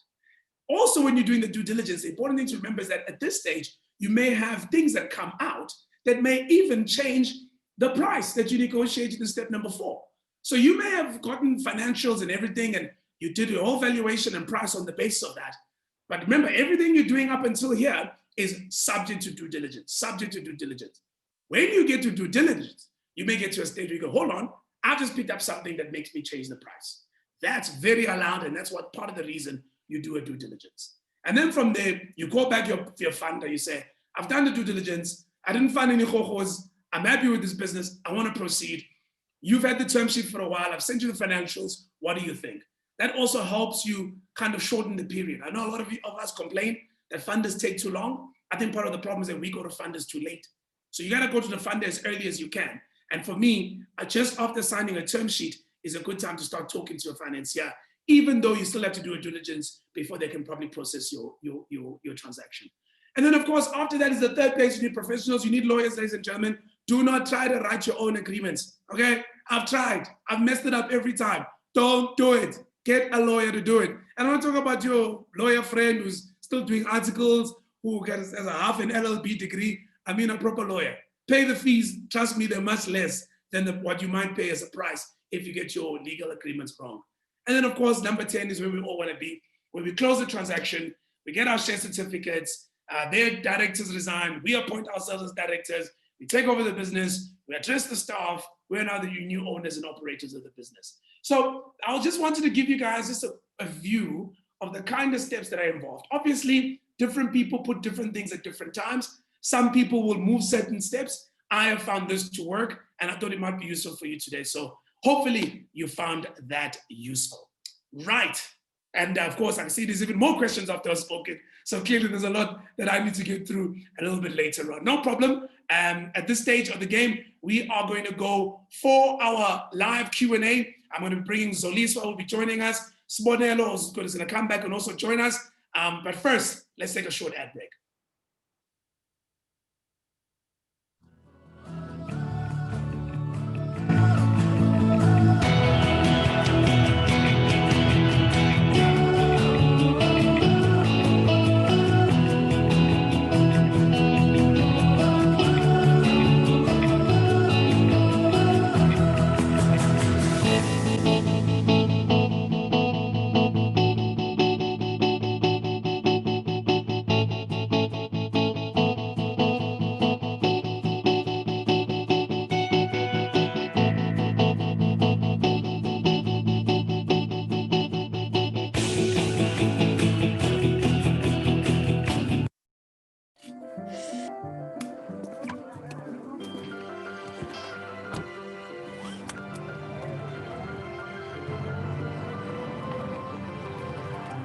Didn't have to drive here. The all-new Renault Triber. Space for everything. Renault, most fuel-efficient brand in SA.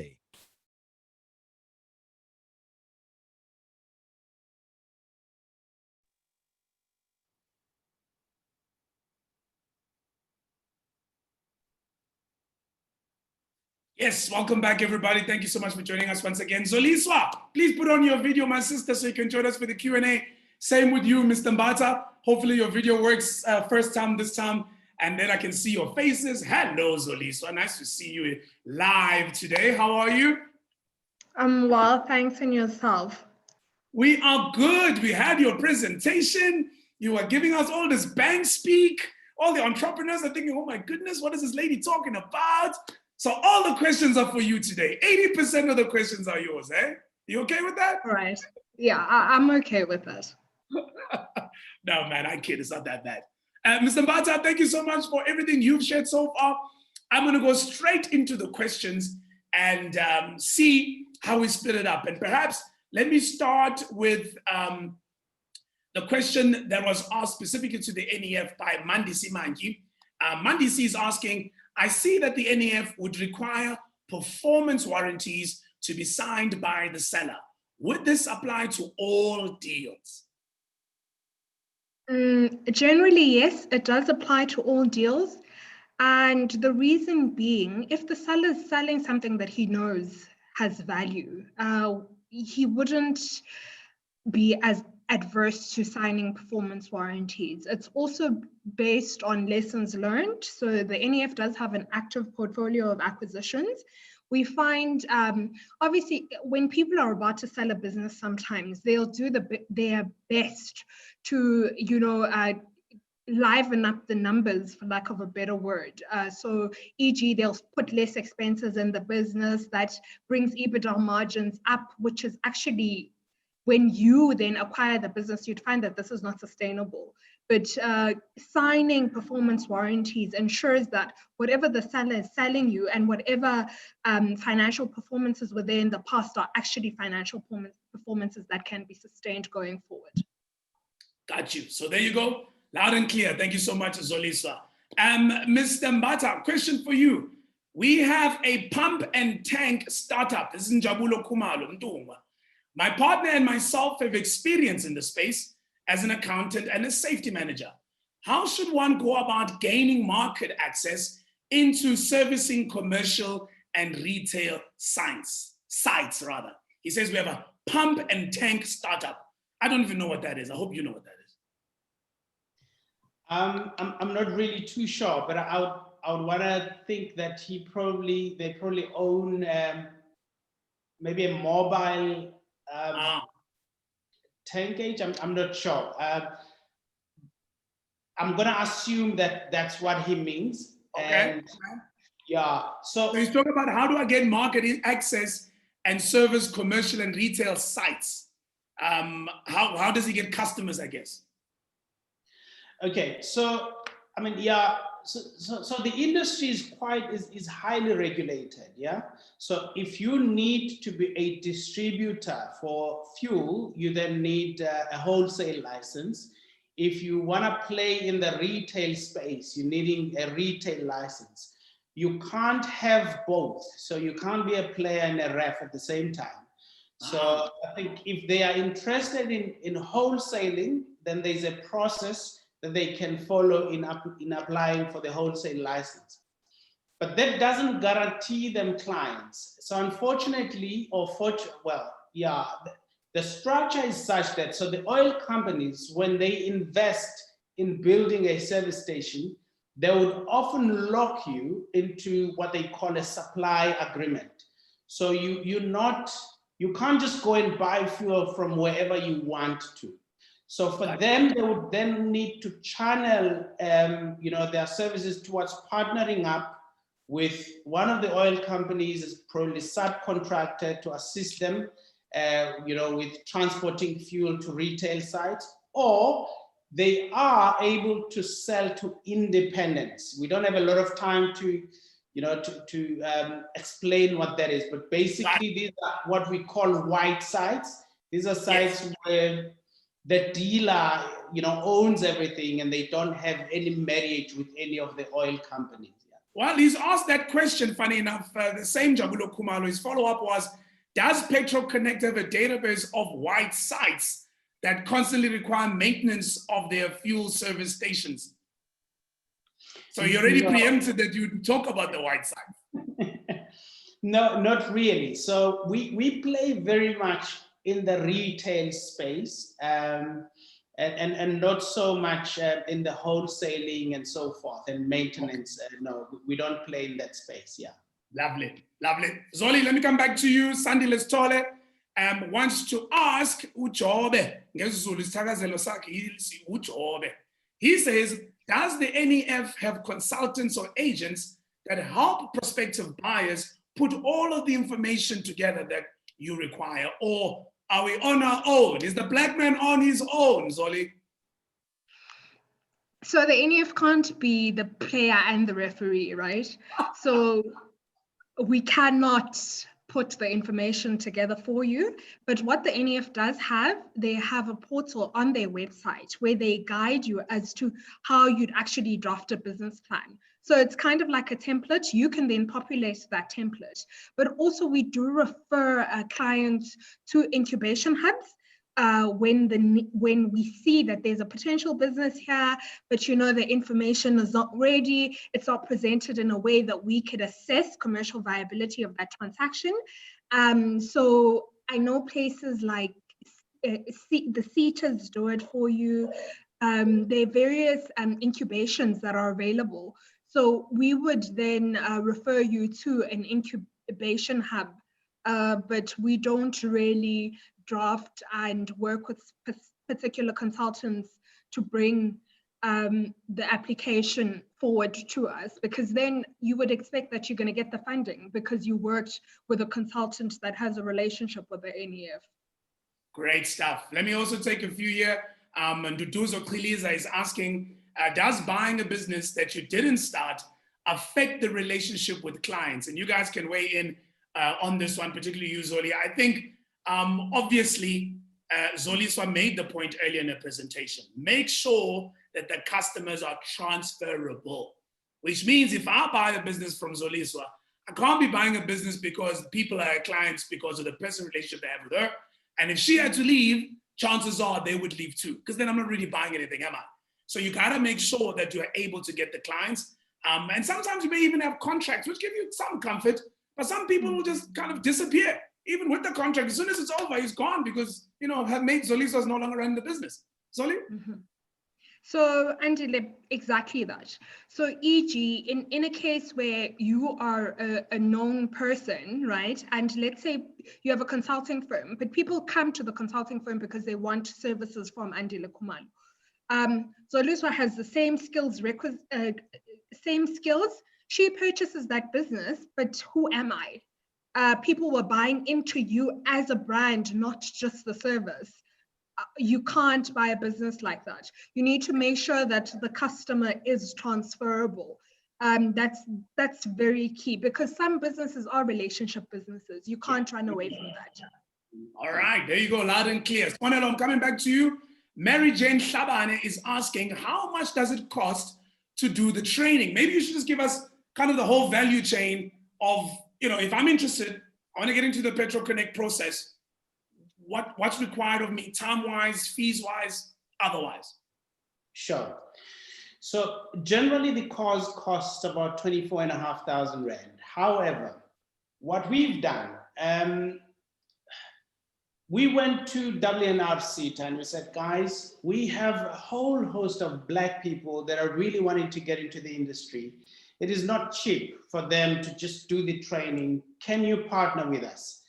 And they gladly raised their hand and they said, yes, we can. And currently we are offering this course. It is subsidized. I always don't like free things because people sometimes take it for granted because someone else is paying. If it's free to you, it doesn't mean it costs nothing. So we're currently running this course. So people that are really interested can actually write to us. I do not guarantee that there's still space, but I'm sure some people may still get some space because we really are pushing this training next year. So what are things that we're typically looking for? So we're looking for people that are have some skin in the game. I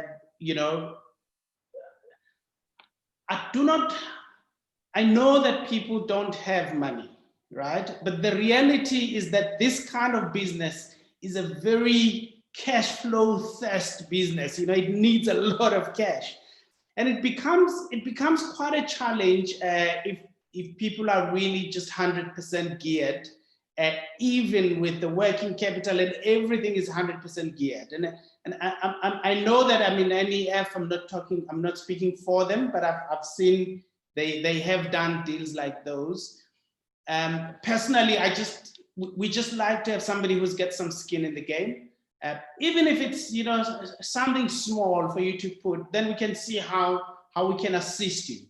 But secondly, we prefer to deal with somebody who's got a post-matric qualification, purely because that is what the oil companies are looking for. And thirdly, it must be somebody who can speak and understand English and have some basic computer literacy skills.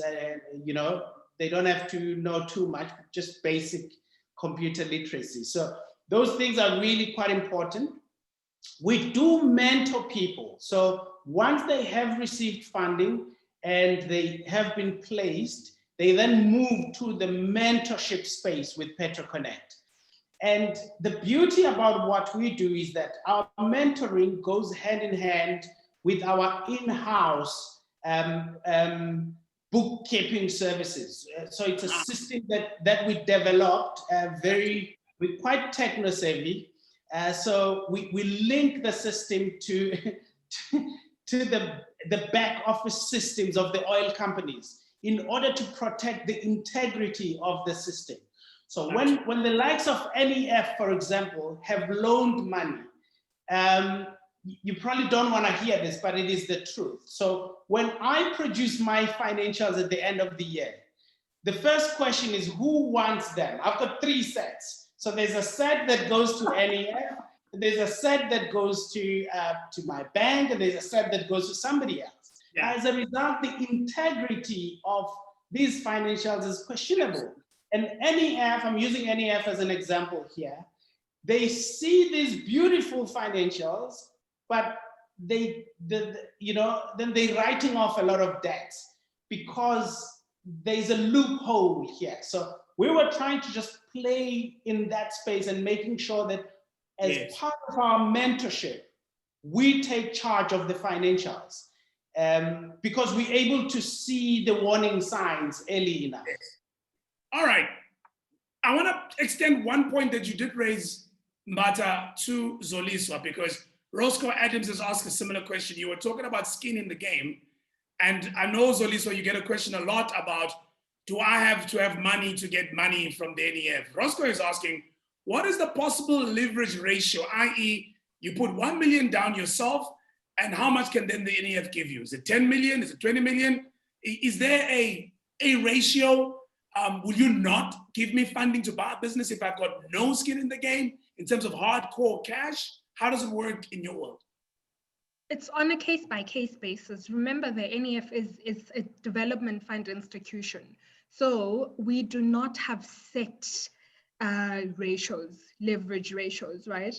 But it's dependent on what the business can afford. So if you are buying a business that costs 10 million, and you expect to gear this business 100%, but this business does not make enough to pay back a 10 million rand loan, because before the business was not, they did not have that amount of debt. We cannot support a transaction like that. But you find that with some, and what we do to assess what the entrepreneur can put in is check the net asset value of the applicant, right? So you find with some applicants, the person does have the money, but they don't want to risk their money. So they hold their money back. You find that the business can afford a leverage of 90-10, but because you can afford more, we push for more on your side as the entrepreneur, because obviously that also speaks to your commitment.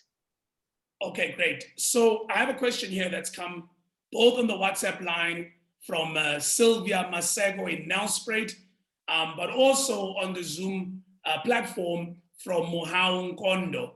And the question is about funding franchises, right? So does the NEF fund franchises? And is there any specific process other than the normal process that you explained in your presentation? So there's a specific product for franchise financing. So what I was talking about is more business acquisition. I'm not saying a franchise is not a business, but I'm sure you noticed in the presentation, I didn't speak to franchise agreements and any of those things, because that's a specific product. So the NEF does do franchise financing. That's a specific product, and it's done by a fund called Imbewu. So yes, the NEF definitely does franchise finance. And just to be clear, I've got a question here from Jacob in Santon. Just to be clear, your requirement before I even enter the door, I must be at least 51% Black owned. Am I correct? Yes, we most of the time, but there are acquisitions where it's significant control or interest, so that's 25% and above. But in that case, there must be a plan to eventually get the business to above 51% owned. But besides the ownership, we also look at involvement. Who is the management? Is the management Black? And by management, I'm not purely referring to executives. I'm actually talking to even at a senior level, at a junior level management, because you find with businesses, and Andile Khumalo will go purchase a business, he'll go purchase 60% of the business, he'll come on as a CFO of the business, but yet below him, the business is lily white. So we want transformation at even the management level. So those are one of the Yes. No, ownership is not enough. I totally agree with you there. So yeah, ownership is not enough. No, absolutely. So one question here from Ntombi Shope. How much of the experience in petrochemical companies needs experience in retail? So in other words, how much retail experience must I have to be part of your program? Or she says, versus running a business. In other words, must I just have business experience? Must I have retail experience? In fact, must I have experience at anything prior to coming on the Petro Connect process? Not really, hey? Not really. So we've had people, people that are currently being placed that have bought a number of service stations have no experience whatsoever. The experience they get is the 2 weeks training that we give them. It is quite intense. I mean, the 2 weeks is like, doing MBA, really squashing the MBA of a service station in a 2 weeks period. And I think after 2 weeks, then people really understand this business in a much more different light. But to answer the question, no experience at all, no. Got you loud and clear. Zoliso, coming back to you, you said something that touched a few people here, Zoliso, in your presentation about primary agriculture not being funded by the NEF and the The farmers are coming strong, my sister. They are coming on the Q&A. They are coming on the WhatsApp line. They want to know, why do you not fund primary agriculture? Untitled Chapter has raised it, and a few other people on the WhatsApp line have raised it. So there's something called the Land Bank. They have the expertise, they have the knowledge how primary agriculture works, right? So there are certain, you actually touched on this when you were talking about what you'd consider when buying a business. There are certain skills that they need expertise. So at the NEF, the type of employees that we have, we are not agricultural specialists. So how then do we support you? When government actually has something called the Land Bank, where agricultural specialists are, and those people have the right skills set to actually support you. So that's why we don't fund primary agriculture. There's a lot that goes into agriculture, and having a knack for numbers is just not enough. It's not Having enough. a knack for numbers is just not enough. Mr. Mbata, question from Sipo Pilime. We're getting through all the questions as fast as we can. Other than transformation opportunities like buying white-owned existing sites, what and where are the opportunities in the service station space, or maybe we should just say petrochem space? So outside of potentially buying a former white-owned, now black-owned, what are the other opportunities? Because I do also recall you saying that the flavor of the month right now from the petrochems are black women. And you haven't mentioned that as much as you did the last time I bumped into you. Sure. Look, there's a, I'm not sure if I'm understanding the question correctly, but the value chain is really quite large. I mean, other people prefer to play in the wholesale space where, I mean, you can wholesale to service stations, but you can wholesale to, there's a large market of farmers, for example, that require, supply for diesel and all those things. So there is market, yeah. I have to admit though that it is not such a very easy industry to penetrate, but it just needs somebody with resilience and somebody who really wants to get in there and make things happen. But one big opportunity in this industry that a lot of people don't know is that if you are able to spot a place and have the required amount of money to develop that space, right? To do your traffic count, your EIAs, and all the stuff that you have to do, and be able to get what we call a site license. You can literally go and update your CV today, where it says financial status, you can put wealthy. As soon as you have that license, you are able to say now you have moved from being a centennial to a millionaire, because honestly speaking, you then get what you call a passive income.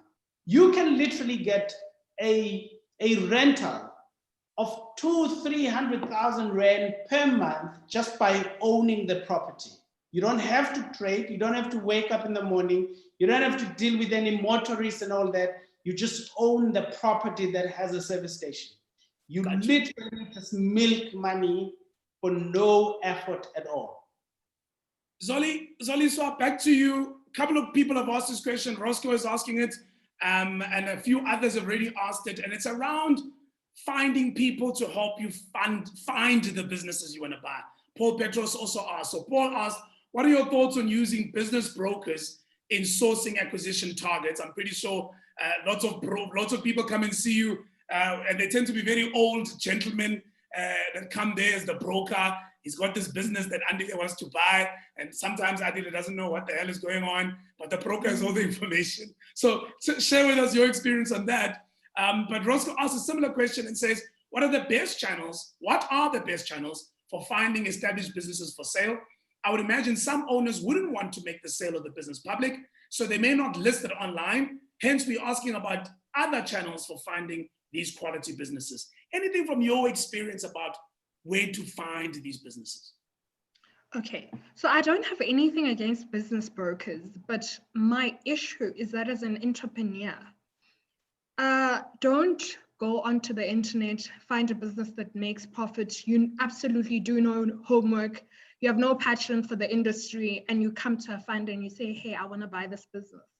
When I ask you, what are you going to do with this business? Oh, I'm going to run it. It's already making money. That's not a way to go about an acquisition. You were talking about networks. Unfortunately, for you to get businesses, you need to be able to be in the right networks. You need to join those associations. You need to be speaking to people. Those are the ways that you actually find businesses that are worth buying. And also what that does is that you find businesses in industries that you are interested in, because there are only so many hours in a day. So if you are looking to acquire and you have, let's say, your top 3 industries that you're interested in, you join those associations, you network with those people. That's ways to go about acquiring a business. I'm not saying don't use a broker, but you just purely using a broker, not knowing why you want to get into that industry, not understanding the industry at all, not knowing what skill set you require to run that business and why you'd be the ideal person to take over that business is not the way to go about it. So you actually need to network. Great stuff. Guys, that's all we have time for.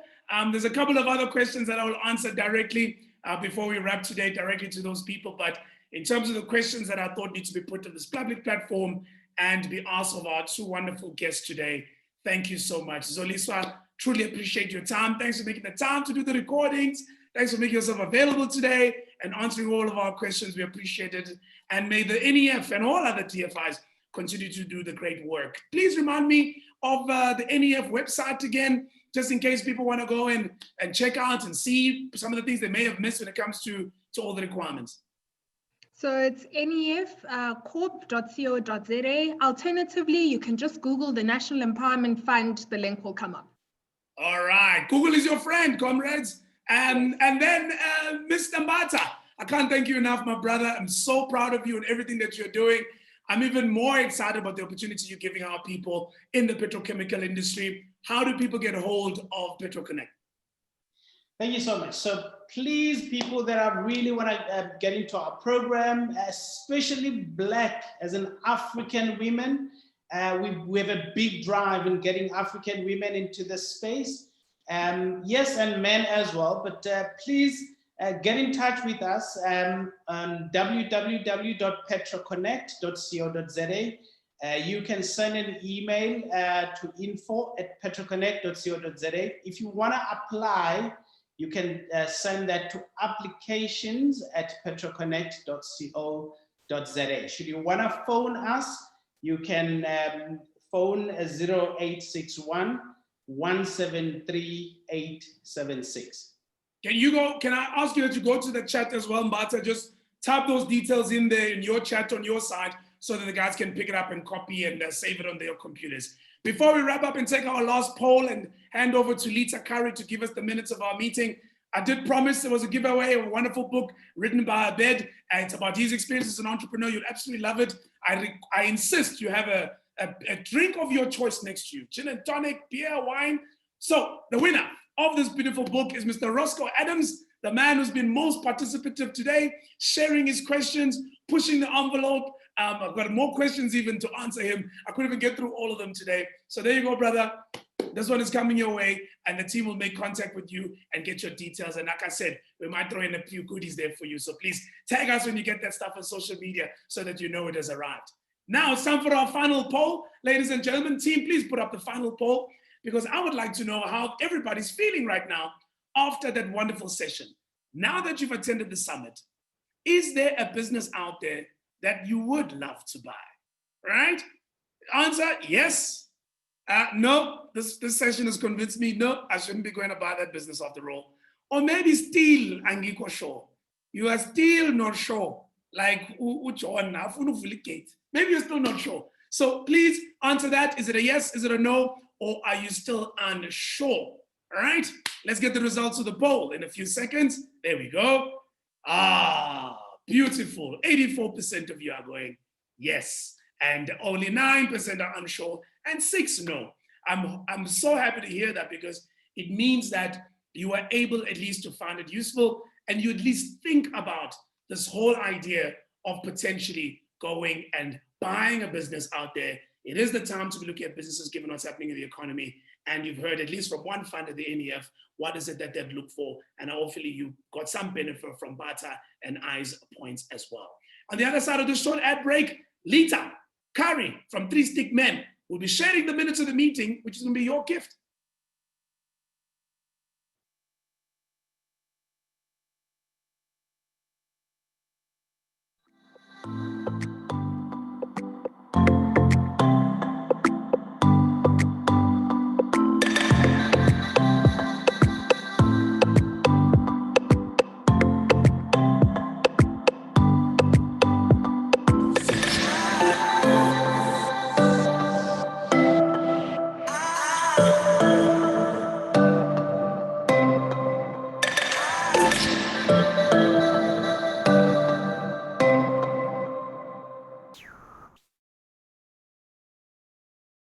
All right, Lita, are you ready? I am ready. And Over to you. let me share my screen with you. What I've done as the panelists were talking today is I was capturing in a combination of words and pictures the main insights and the main learnings that came from there.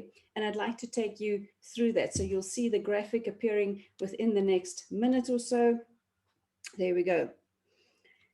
So if we look at what Zeliswa has been talking about, she defined for us what an acquisition is, buying more than 50%. And remember, you're buying both the assets and the liabilities of the business. Some of the questions that you have to ask is, does it make commercial sense? Does this business make money? Is it in the right sector? Are you going to be operationally involved? Is it fairly valued? What are the performance warranties? Always do an independent evaluation, never overpay. If the business is saying we're going to be growing tremendously in the next couple of months, ask yourself, is that really true? And probably one of the most important factors is the owner the current biggest assets, or will the customers come with you if you buy that business? Always use more than one approach to evaluate the business. There's a couple of questions that you can ask. Make sure you've got a comprehensive business plan and a comprehensive handover plan, and always use the experts when you need them. I love the story that Sponello spoke about in terms of his career and his history. You can see the picture on the screen there. But I think what really stood out for me there was a couple of things. Make sure that you do the work, get the experience, do the training, do the reading, so that when you're ready, when the opportunity comes. He spoke about money should never be a limiting factor, and he's already creating opportunities for other people, which I think is absolutely amazing. And then Andile, I captured what you spoke about in terms of your tried and tested method of buying a business. Find a business where you are passionate about it, where you can add value, where you can make a difference. Agree on those key terms almost off the bat. Make sure that you do this before you move forward. Evaluate the business, and there's a difference between value and price. Bring in the professionals when you need them. Negotiate the price. Sign the term sheet. And ask for exclusivity. Talk to the financiers, complete the due diligence, again, bring in the professionals, obtain the finance, prepare the legal agreements, and close the transaction. And then finally, we saw the Q&A at the bottom, gaining access to the market, ensure that your customers are transferable, look at the NEF portal for the templates. The CETAs are available in terms of subsidized courses, there's mentoring available, and you can look at both ownership and involvement. And then we've got the polls. I'll add the second poll as soon as we come through. But I think one of the main things for me that stand out is do your own homework and use the expert to help where relevant. So that is the global summary. Andile, back over to you. Thank you so much, Lita. Wow, you always do such a heartwarming job, I tell you. I'm going to keep this one. I'm going to share this one. I'm going to share it to everybody that's here with us today, and also everybody who may not have been able to join us, if only just to show them what they missed out on. Ladies and gentlemen, we've come to the end. You will obviously be getting that image and that drawing, thanks to Lita, to you. It's our gift to you. Please hold it dear as a recording of what a wonderful session we had today. I also want to congratulate you for taking the time to empower yourselves and make sure that you make yourself available. We obviously put these together for the benefit of everyone, but it still means that you actually have to ask yourself and be there. If there's any information that you need that you couldn't get, anything that's missing, info@iamanentrepreneur.co.za. info@iamanentrepreneur.co.za is the email. And then we'll send you anything you might need. Maybe you didn't get Sponello's contact details. Maybe you want to send a presentation, just send us the email and the team will send it through to you. Right, we'll also be sending you a link of the summit so you can watch the whole summit again. So look out for it early next week. If you're joining us via WhatsApp, please send us your email address now once again, and we'll share the notes as well so that you're able to benefit as well, even if you're not right here. And also we'll be sending you a survey that you need to please click on as it appears at the end of the session right now. Click on that one, it's very quick. Give us your feedback so that we can be able to continue trying to improve these digital summits. Thanks again for joining us for our I'm an Entrepreneur Digital Summit. We look forward to welcoming you once again for our last one for 2020, happening later on in November. Until then, take care and have a great weekend. Thank you for joining us at the I'm an Entrepreneur Digital Summit in association with FNB, our host partner, and these partners. We can help you pay staff without using cash. Send money via e-wallet or pay using EFT payments with the FNB app or online banking for business. FNB, how can we help you?